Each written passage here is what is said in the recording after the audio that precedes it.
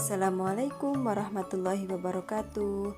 Halo teman-teman semuanya, saya Alfi Norzaro, mahasiswa Magister Pendidikan Kimia Universitas Negeri Semarang.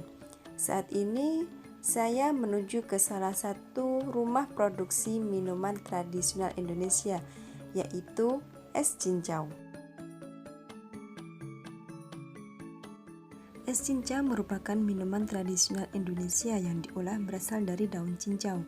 Minuman es cincau sudah sangat terkenal di berbagai kalangan masyarakat Indonesia karena kita dapat menjumpai di warung sederhana, pinggir jalan, sampai ke restoran. Dalam es cincau ini mengandung konsep-konsep ilmiah. Nah, bagaimana konsep ilmiah yang terkandung dalam es cincau ini? Yuk simak baik-baik video ini ya. Komposisi es cincau terdiri dari cincau, air gula, santan, dan tentunya es. Sekarang mari kita lihat bagaimana proses pembuatannya.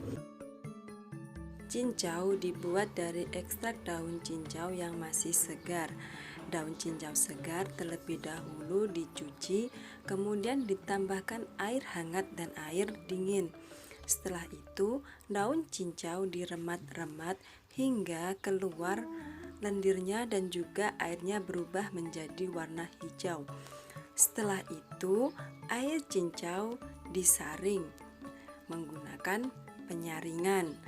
Residu yang terdapat dibuang dan airnya disimpan semalaman hingga terbentuk jeli cincau.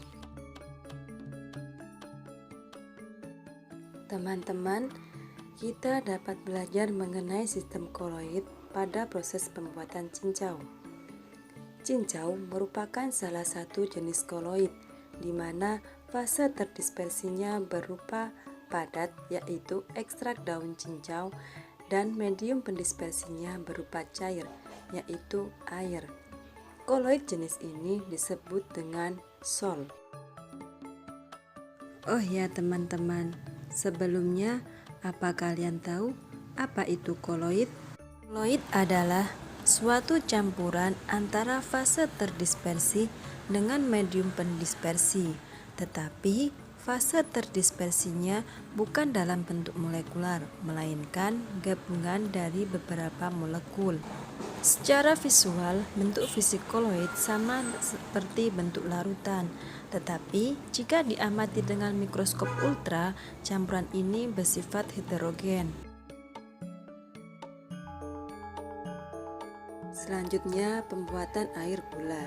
Air gula dibuat dari melarutkan 0,5 gram gula pasir dan 1 kg gula jawa yang dilarutkan ke dalam air hingga terbentuk larutan gula. Teman-teman, kita dapat belajar mengenai sistem koloid dalam larutan gula. Larutan gula merupakan salah satu contoh larutan homogen atau biasa disebut dengan larutan sejati. Mengapa seperti itu? Larutan gula merupakan larutan sejati karena dalam larutan zat terlarut tersebar dalam bentuk partikel yang sangat kecil, sehingga tidak dapat dibedakan lagi mediumnya walaupun menggunakan mikroskop ultra.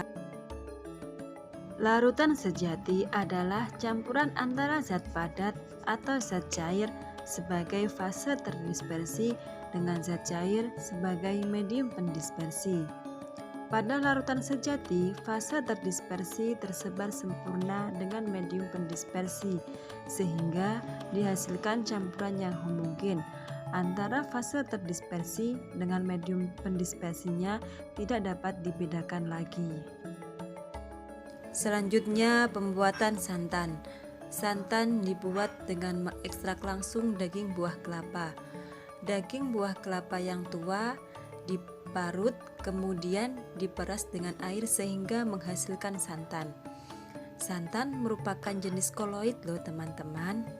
Santan merupakan jenis koloid emulsi, di mana fase terdispersinya berupa cair, yaitu minyak, dan medium pendispersinya berupa cair juga, yaitu air.